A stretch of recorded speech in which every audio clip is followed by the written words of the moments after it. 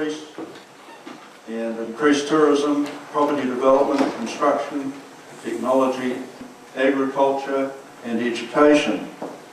And on the decreasing side, property development and construction, health services, environmental quality.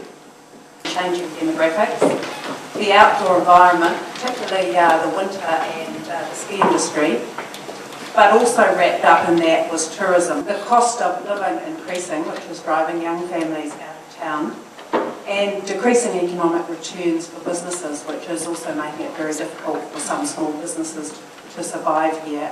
The opportunities for specialised campuses were a big drive for change.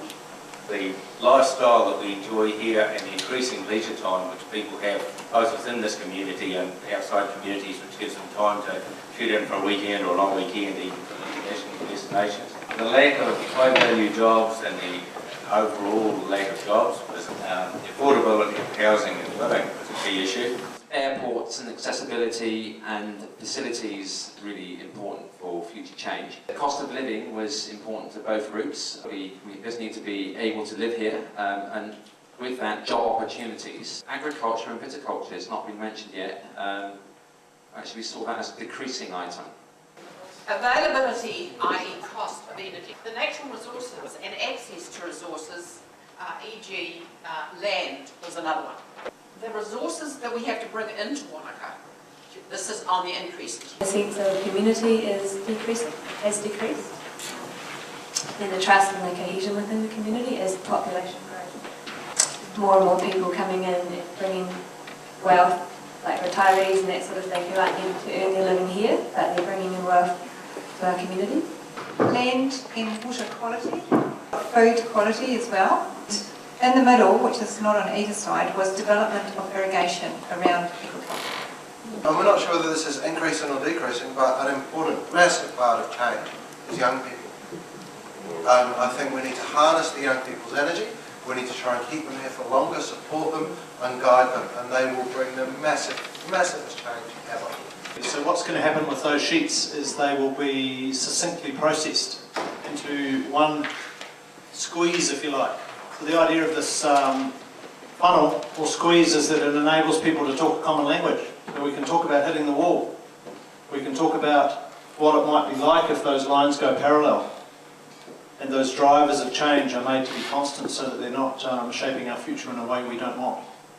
So it's a beginning of a conversation, essentially, and it's a way in which we can talk.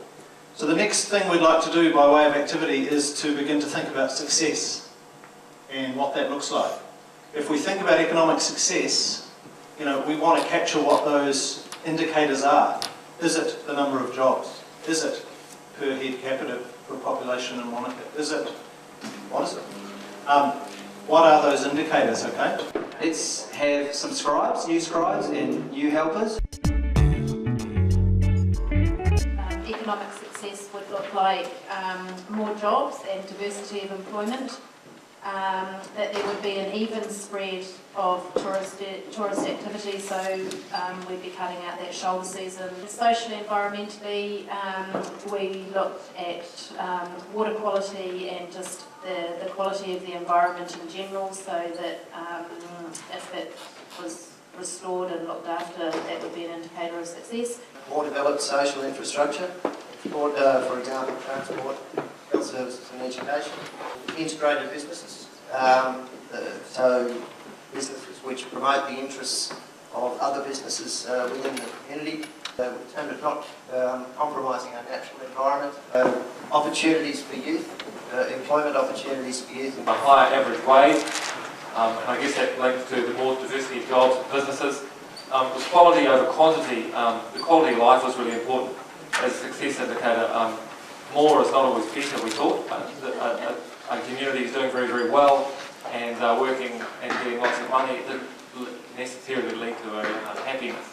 And more leisure time, we indicated a 4-day week, and for some people, they didn't want to give away their 2 or 3 day week. Complete educational system through from primary, secondary, right through to tertiary.